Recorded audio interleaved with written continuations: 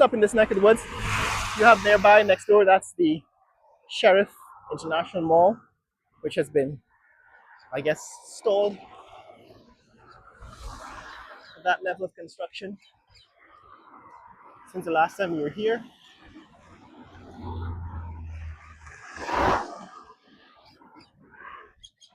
That's looking north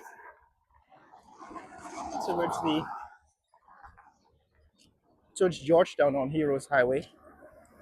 And here, this this is the new headquarters of the Ministry of Housing.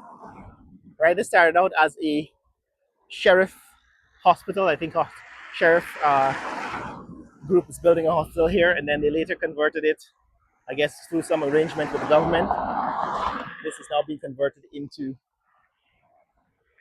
government building, and behind again, that is the headquarters of the Guyana Water Authority Inc. That building seems to have been brought closer to completion. It seems as if they've added all the windows. It's still only a box without any architectural detail. But we're gonna wait for completion to see exactly what it turns out to be. So yes, Sheriff Group started out as a security firm getting contracts from the government to provide basically watchmen. Now their armed security service provides not just watchmen but armed security guards. And they have now returned to Botanical Gardens. So the last time I was in the Botanical Gardens, I noticed that Sheriff Security is now responsible for the Botanical Gardens. As they say, elections have consequences. The people who help to elect the government are going to be rewarded. Sheriff Security apparently is now reaping the benefits of supporting the government, and they have contracts, expanded contracts, security contracts, and construction contracts, and so on. But of course, that is something for another video. On the other side, we are in Warehouse Central. So, as I explained before, when I first started showing you developments on Heroes Highway, all of these vacant lands, looked promising. It looked like, we're gonna have major housing developments, maybe high-rise hotels, maybe some golf courses, some gated communities, because all of this land that is opened up by the highway is prime real estate. Come to find, now in 2025, these are all warehouses. There's no luxury condominiums, no luxury hotels, no gated communities, no golf courses or tennis courts, state parks. All of it is now warehouses. So I've called this area, unfortunately, Warehouse Central, because all that is being constructed along Heroes Highway is warehouses. And these are just a few, these are just a few of the warehouses that have been constructed so far. And every time we come back, more warehouses are under construction. So this is partly the foundation for another, what I assume is going to be warehouse here along Heroes Highway. There is those two structures, warehouse structures along David Rose Street. They've been up for the last year or so. And then there is this warehouse. It's a 3-story warehouse that has made some significant progress since the last time we were here. That is actually quite exactly opposite the new government buildings and the Sheraton Hotel, 4 Points by Sheraton. So this is what is happening, guys. This is what is happening along Heroes Highway. These are the new developments along Heroes Highway in 2025. When I used to come along a year or so ago, when I would walk along this highway, it reminded me of the 401 in Canada. So those of you who have used the 401 outside of Mississauga and Toronto, so let's say heading east towards Guelph and Kitchener, you will see this is back in the day, like 13 years ago. That's the last time I was in Canada. You would see that 12 or 13 years ago, a lot of vacant land on the, what is it, north side of the 401 past Mississauga heading west. And it looks like this area looks like that. It looked like the area along the 401. However, what I imagined would happen over time is you would get high quality housing being built in this area. You know, massive housing divisions and condominiums and so on. What we got instead is Warehouse Central.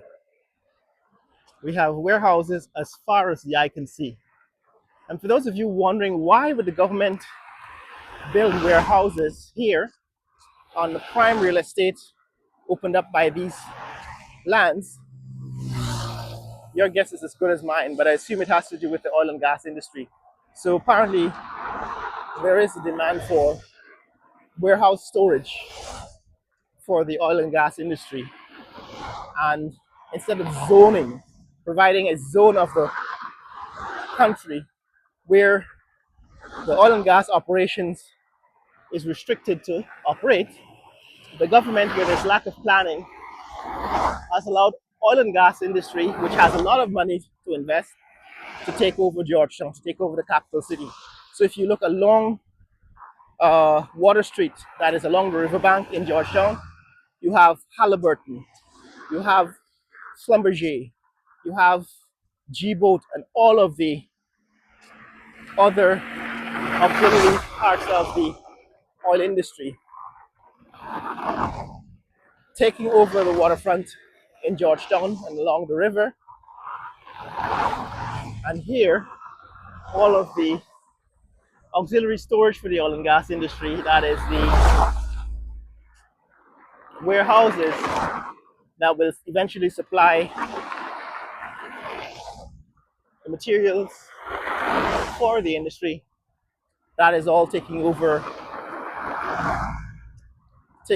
Heroes Highway and the new lands that are being developed along Heroes Highway, which is unfortunate because it is a time when we could plan, if we were thinking ahead, we could plan for the development of the city. But apparently the planners are either asleep or have decided on other plans, that is to abandon Georgetown to the oil industry, and perhaps they're going to put their planning into Silica City. I haven't yet visited Silica City, but from what reports I've heard so far, it does not represent any brilliant planning. It's just more of the same type of thinking that we find elsewhere in the country. The lack of proper, efficient layout of roads and utilities and so on, all of that will continue in Silica City because there was no effort made to implement future forward-looking planning or experts in the field who have studied city planning. None of that was implemented. So again, complete disappointment. And people have argued, why am I so negative in some of these videos? The reason why is because they have consequences. Bad plans, bad infrastructure affects the entire country negatively. it actually costs lives. I said I would get back in a later video to talk about roundabouts, but since the completion of the roundabout at Ogo, right, this new highway at the intersection of the new highway, East Coast Bypass Road, and the train line or the railway road, they built a roundabout, and there has already been a fatal accident at that roundabout. It's been less than a month since that roundabout is open, maybe a little more than a month, and they've already had a fatal accident at that roundabout. And I spoke about that in a previous video. So people are saying, yeah, you're negative. The reason why I'm pointing out the flaws, as I have in several videos in the past, the flaws about this intersection, I'm over and over again pointing out the flaws of this intersection.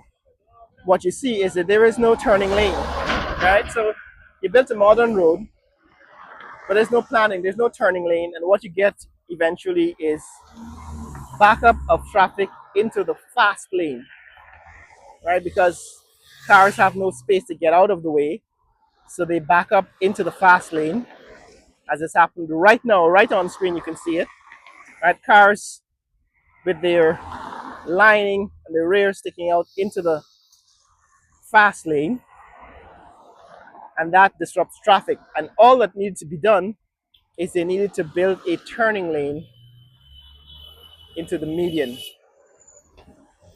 And that is what most of my criticism of the infrastructure is about. It's about safety. It's about hazards that could eventually cost lives. It's about my disappointment with the kind of planning that's going into new development in Guyana when we have the opportunity to build some futuristic, real world-class infrastructure. We have the money to do it, we have the land, the space to do it, but instead of employing the people who are qualified to do it, we make it into a partisan